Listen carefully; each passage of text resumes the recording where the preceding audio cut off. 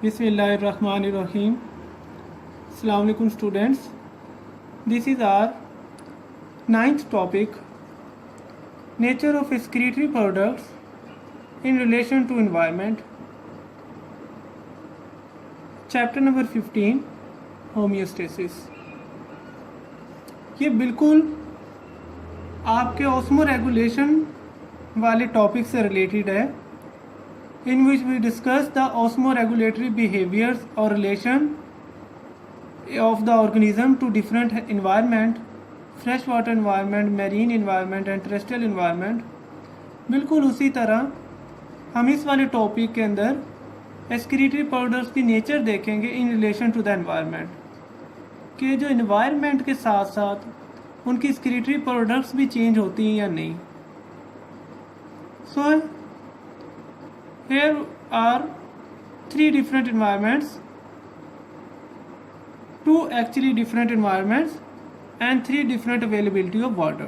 Environments दो तरह की दी हुई है बुक के अंदर, aquatic environment and terrestrial environment. Environment, aquatic, terrestrial and terrestrial. Aquatic environment also always have an abundant amount of water. The terrestrial environment, first terrestrial environment has moderate availability or amount of water. Second terrestrial environment has restricted or minimum availability or supply of water. दोनों terrestrial environment हैं, एक के अंदर moderate supply of water है, दूसरे के अंदर restricted supply of water है. आपने ये difference गौर रखना है. Now we discuss all these environment one by one, their relation to the excretory nature of excretory products. If we talk about aquatic environment has abundant supply of water और इसके अंदर जानदार जो नाइट्रोजनस वेस्ट प्रोड्यूस करते हैं वो किस form में करते हैं? Ammonia. aquatic environment, supply of water abundant and produce nitrogenous waste in the form of ammonia. 1 gram nitrogenous waste, if we remove nitrogenous waste in the form of ammonia, so per gram nitrogenous waste के लिए हमें कितनी water required होता है removal के लिए? 500 ml. Aquatic organism के पास abundant supply of water होता है, सो वो इतना लॉस ऑफ वाटर अफोर्ड कर सकते हैं. And ammonia requires 1 gram nitrogenous waste removal in the form of ammonia. अगर 1 ग्राम nitrogenous waste को आप अमोनिया की फॉर्म में रिमूव करवाएंगे, then body needs 500 ml of water. So और aquatic organism इतना loss of water easily afford कर सकते हैं. And that type of organism वो जानदार क्या कहलाते हैं? Ammonotelic. And this phenomena is known as ammonotely. Organisms known as ammonotelic, phenomena known as ammonotely.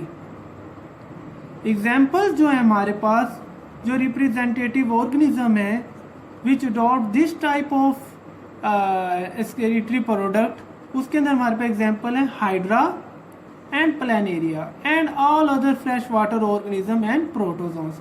जितने भी फ्रेश वाटर ऑर्गेनिजम्स हैं, लेक्स वगैरह में रहते हैं जो, वो नाइट्रोजनस वेस्ट को किस फॉर्म में रिमूव करते हैं? अमोनिया. सेकंड, ऑर्गेनिजम्स जो टेरेस्ट्रियल एनवायरनमेंट में रहते हैं and that organism which have moderate supply of water. Specially उन ऑर्गेनिज्म को फिलहाल हमने कंसीडर करना है जो रहते तो टेरेस्ट्रियल एनवायरनमेंट में है, लेकिन उन्हें जो सप्लाई ऑफ वाटर है वो मॉडरेट है, ना ज़्यादा है ना बहुत ज़्यादा कम है.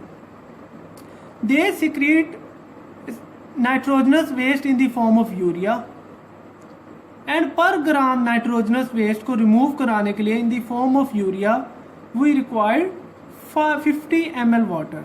वो जानदार जो नाइट्रोजनस वेस्ट को यूरिया की फॉर्म में एक्सक्रीट करवाते हैं बॉडी से, उन्हें पर ग्राम नाइट्रोजनस वेस्ट की रिमूवर के लिए कितना वाटर रिक्वायर्ड होता है? 500 ml. Moderate supply of water में 500 ml को वो इजीली अफोर्ड कर सकते हैं.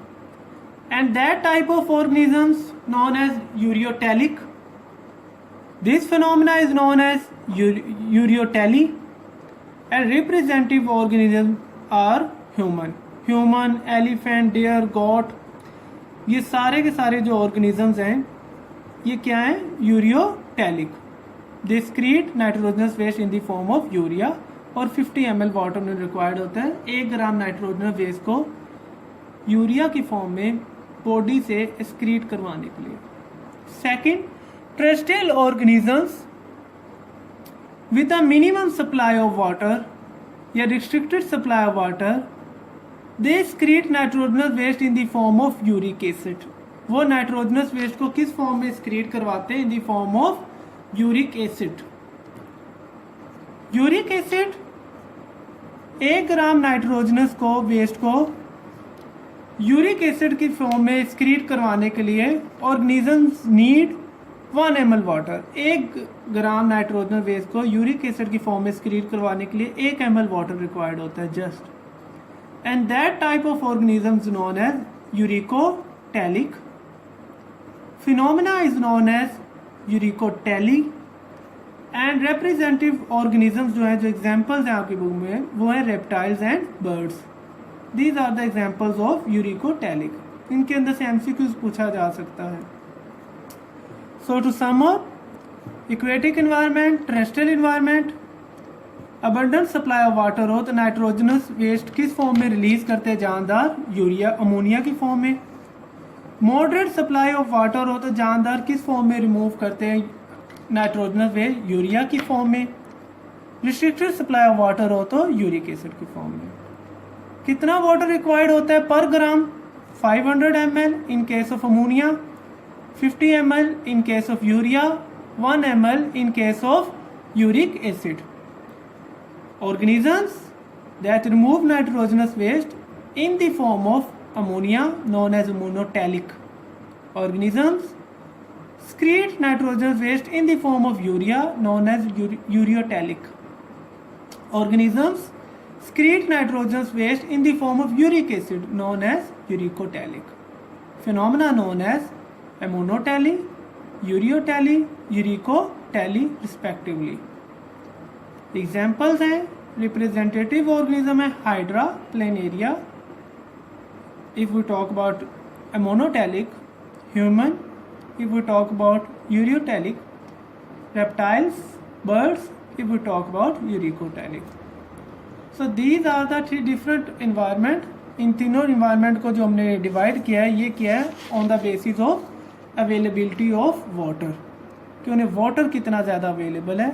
और वाटर के लिहाज से आपने देखा कि उनकी जो वेस्ट प्रोडक्ट्स की नेचर है वो भी चेंज होती रहती है.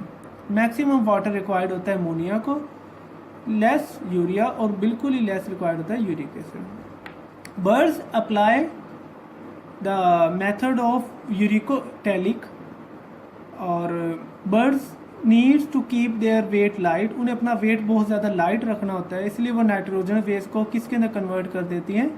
यूरिक एसिड के अंदर. सो दैट मिनिमम वाटर से भी वो अपना वेस्ट रिलीज कर देती हैं. हाइडली फैटल और हेजार्डस जो नाइट्रोजनस वेस्ट है, इन तीनों के अंदर वो है ammonia, then urea, and then uric acid.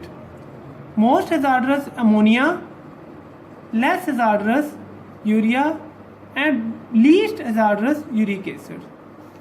So this is all about today's lecture. We discussed nature of excretory products in relation to the environment. So this is all about today's lecture.